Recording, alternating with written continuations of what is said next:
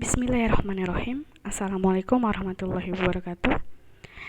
Pada hari ini kami akan mempresentasikan materi kami yang berjudul pengembangan materi IPA, materi teori mengenai penduduk pembelajaran IPS DMI.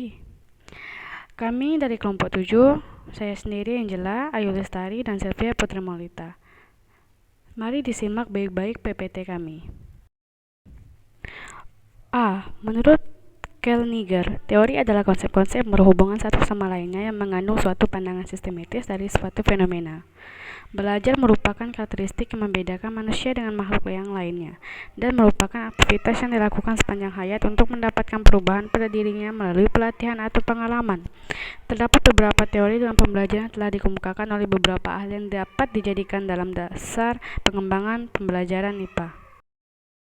1. Teori belajar behaviorisme. Pada teori ini dikembangkan oleh beberapa ilmuwan diantaranya Yvette Palfeb, Edward Lee, Deontologi, Guthrie, Borharus, Frederick Skinner, dan Hull. Teori behavioristik menyatakan bahwa belajar merupakan bentuk yang dialami siswa dalam hal kemampuannya untuk bertingkah laku dengan cara yang baru sebagai interaksi antara stimulus dan respon.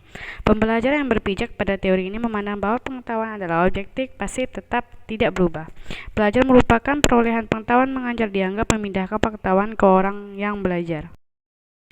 Belajar dianggap sebagai objek yang pasif yang selalu membutuhkan motivasi dan penguatan dari pendidikan dan dirasakan kurang memberikan ruang gerak yang bebas pada peserta didik untuk berkreasi, bereksperimen, dan mengeksplorasi kemampuan. Sebagai konsekuensi teori ini, para guru akan menyusun bahan pembelajaran dalam bentuk yang sudah siap sehingga tujuan pembelajaran yang harus dikuasai siswa disampaikan secara utuh oleh guru.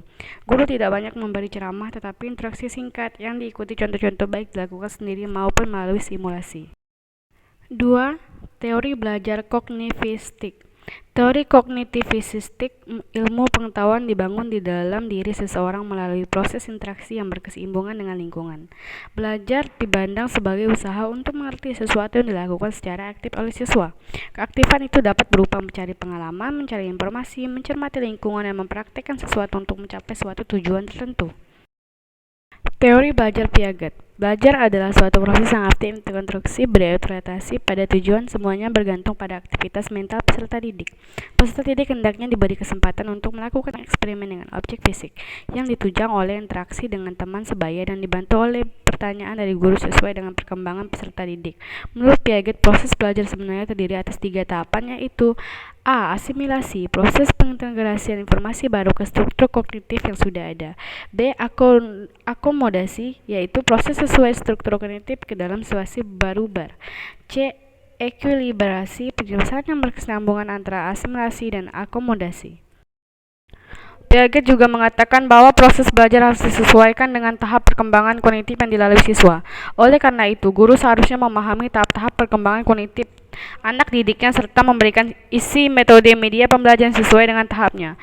Menurut Piaget, ada sedikitnya 3 hal yang perlu diperhatikan oleh guru dalam merancang di kelas, terutama dalam pembelajaran IPA. Ketika hal tersebut adalah: A. Seluruh anak melewati tahap yang secara berurutan. B. Anak mempunyai tanggapan yang berbeda terhadap suatu benda atau kejadian. C. Apabila hanya kegiatan fisik yang diberikan kepada anak, tidaklah cukup untuk menjamin perkembangan intelektual anak. 3. Aliran konstruktivisme. Menghendaki peserta didik untuk mencari sendiri berdasarkan pengalaman dari indera yang dimilikinya sehingga didapatkan pengetahuan yang bermakna bagi siswa. Dalam metode pembelajaran IPA, siswa dapat belajar melalui pengamatan dan pemberian pengalaman kepada siswa. Untuk menginstruksi pengetahuan pada siswa, maka pembelajaran lebih didasarkan pada permasalahan sehari-hari. Pemecahan masalah dapat dilakukan melalui pemikiran pribadi siswa dan akan lebih baik berasal ditukar pemikiran dengan orang lain untuk memperkaya pengetahuan siswa. B. Penerapan dalam pembelajaran IPA SD. 1. Pembelajaran kognitif antara siswa tertata dengan baik. 2. Pendekatannya dalam pembelajaran penerapkan self-leading, yaitu memberikan sejumlah besar bantuan pada siswa pada awal bantuan pembelajaran sehingga siswa semakin lama semakin bertanggung jawab terhadap pembelajarannya sendiri. 3. Prinsip-prinsip dalam pembelajaran IPA SD adalah prinsip pemahaman kita tentang dunia di sekitar kita dimulai melalui pengalaman. 4. Dikehendaki setting kelas berbentuk pembelajaran kognitif antar siswa sehingga siswa dapat berinteraksi di sekitar tugas dan saling memunculkan strategi pemecahan yang efektif. Baiklah, selesai sudah apa yang telah kami sampaikan dalam PPT ini. Semoga PPT ini dapat dimengerti, disimak, dan didengarkan baik-baik. Jika ada salah kami mohon maaf. Assalamualaikum warahmatullahi wabarakatuh.